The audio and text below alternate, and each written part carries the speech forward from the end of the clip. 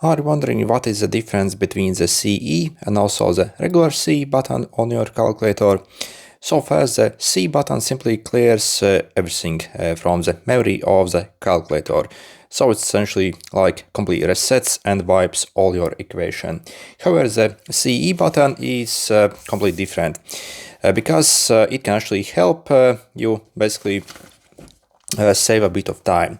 For example, if you are doing such calculation, so first if you enter this one, press plus, and then this one, but you somehow end up making mistake in this entry here.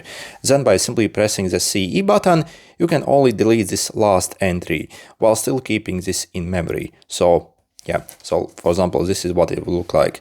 So let's enter, for example, 5,000 first plus 231. But for example, I actually make a mistake. So see, I actually enter something wrong in this entry.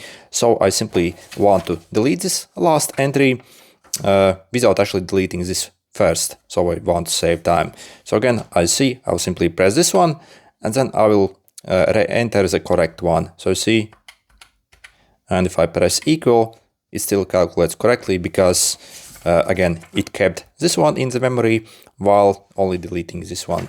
For example, let's do this kind of software. We have like multiple calculations essentially. So yeah, if you basically do like a string and you make a mistake in the last one, then again you can only delete the last one with this one, so I do not have to re-enter the whole thing.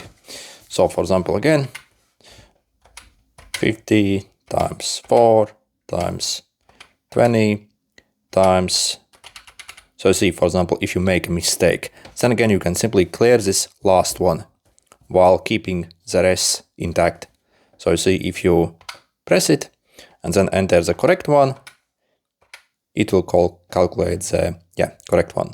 But yeah, essentially if you make such a calculation, but if you actually press the C button, it will delete all of it. So not the last one, but essentially all of it. So you can completely start over from fresh. Okay, good luck.